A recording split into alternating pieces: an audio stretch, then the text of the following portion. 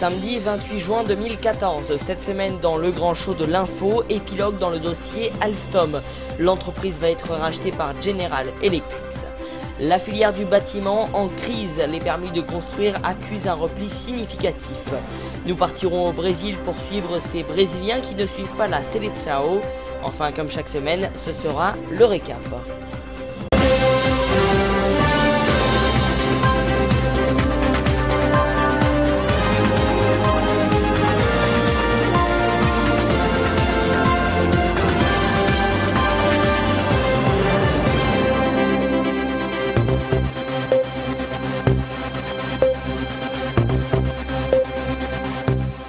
Bonjour à tous et bienvenue dans le grand show de l'info. Épilogue dans le dossier Alstom. La branche énergie du géant industriel français va donc finalement être rachetée par General Electric avec la promesse d'aucun licenciement et des embauches. Alors est-ce que cela est viable? On va voir tout cela dans ce reportage.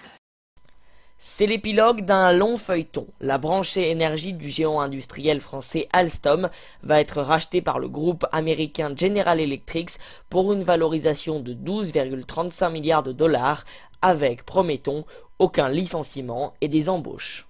C'est un bon accord pour Alstom, dont les activités et l'emploi seront consolidés. C'est une bonne opération pour General Electric, dont la logique industrielle est maintenue. Et ce deal me paraît répondre aux préoccupations de l'État. Un revirement car la proposition américaine n'avait pas du tout la faveur de l'État fin avril lorsque les informations d'une OPA sortent dans la presse. Le gouvernement et surtout le ministre de l'économie Arnaud Montebourg montent au créneau pour défendre un patriotisme industriel tout en disant travailler sur d'autres solutions. Un décret est même adopté le 15 mai imposant une autorisation préalable de l'État pour tout rachat par une entreprise étrangère d'intérêt français. À son tour, le groupe allemand Siemens dépose une offre, mais elle est tout comme celle de GE, jugée insuffisante par le gouvernement français qui veut plus de garanties sur l'emploi. Tout s'accélère vendredi dernier lorsque le patron de Bercy annonce finalement prendre position pour General Electric.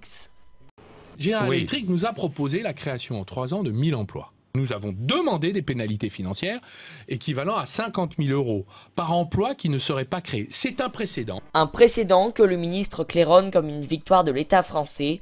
Pourtant, pour les spécialistes économiques, c'est loin d'être le cas. Monsieur Montebourg a reçu une claque, pour une raison simple, c'est qu'il ne voulait pas de General Electric à la base. Il ne faut quand même pas l'oublier, il a été chercher Siemens.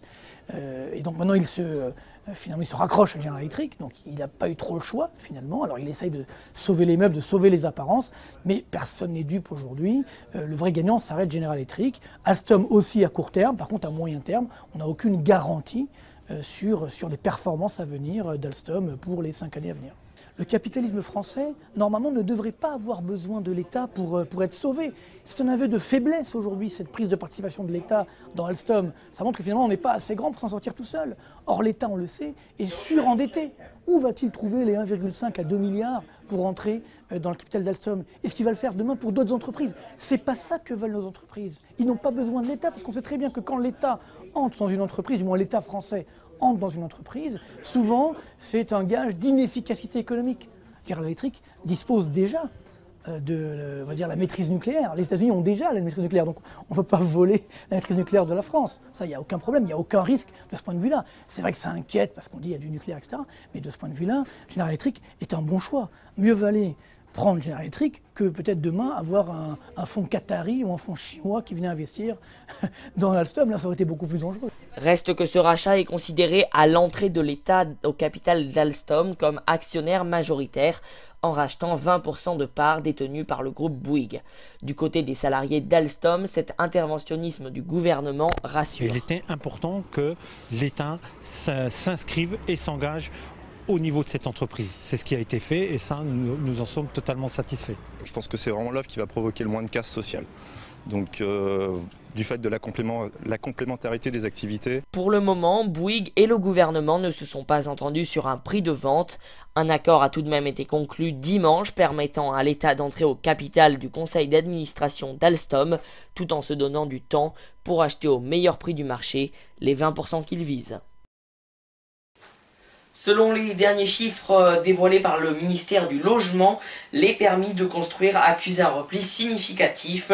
Sur les 3 derniers mois, les mises en chantier ont chuté à 69 577 unités et sur un an, 312 000 logements ont été lancés, loin aussi des 500 000 voulus par François Hollande. Dans la région Midi-Pyrénées où nous nous sommes rendus, les professionnels du BTP ne recrutent plus et attendent de connaître les mesures du gouvernement pour relancer la construction.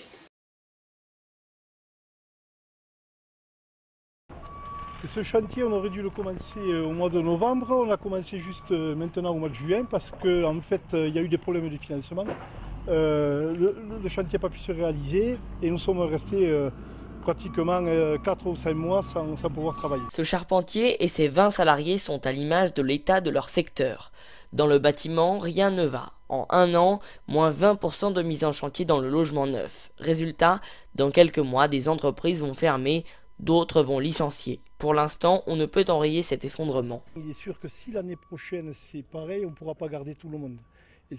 C'est vraiment un crève-cœur, ça c'est très compliqué. Les travaux publics sont aussi dans le rouge. Ce secteur vit à 70% des commandes publiques et État et collectivités locales annulent ou baissent leur investissement. Là aussi, moins 20% en un an. Il existe au moins une solution pour passer ce trou d'air. Que ce soit les routes, les canalisations ou les réseaux de toutes sortes, c'est le patrimoine commun, c'est un patrimoine qui a été pour la plupart bâti sur l'impôt des Français et il serait absolument irresponsable de laisser ce patrimoine se dégrader. Les travaux publics ont perdu 2500 emplois en Midi-Pyrénées, 2000 sont menacés, l'intérim a quasiment disparu. Et puis on part au Brésil alors que des milliers de Brésiliens suivent hypnotisés devant leur télévision les matchs de la Seleção au mondial. D'autres en profitent pour aller se balader dans les rues ou encore promener leurs chiens. Ils font partie de la minorité brésilienne qui n'aime pas le football.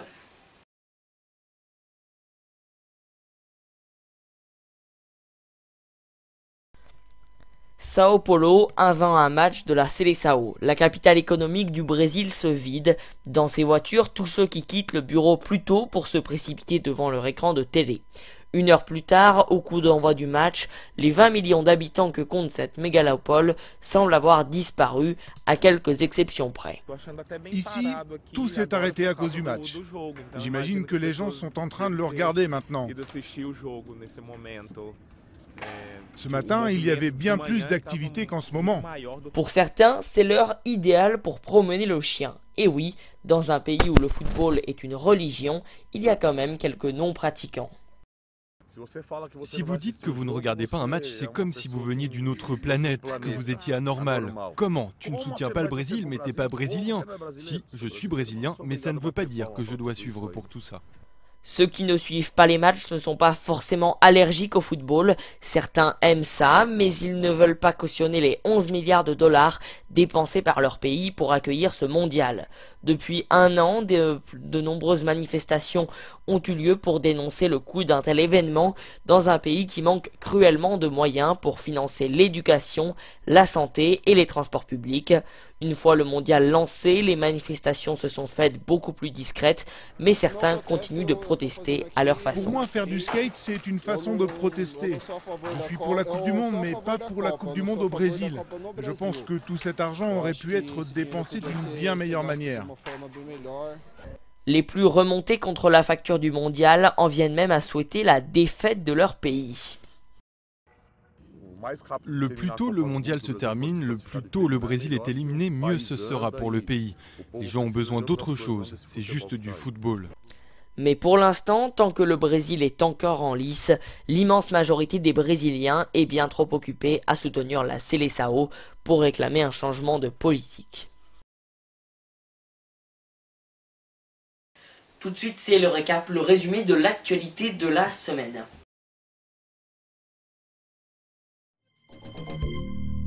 La situation en Irak menace la paix dans la région et le monde. C'est le constat alarmant fait par le Premier ministre irakien Nouri al-Maliki lors de la visite de John Kerry à Bagdad.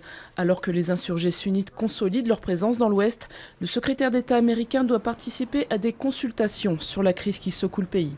Perturbation attendue de mardi à dimanche dans le ciel. En cause, une grève des contrôleurs aériens qui devrait affecter environ un quart des vols, surtout dans les aéroports du sud de la France.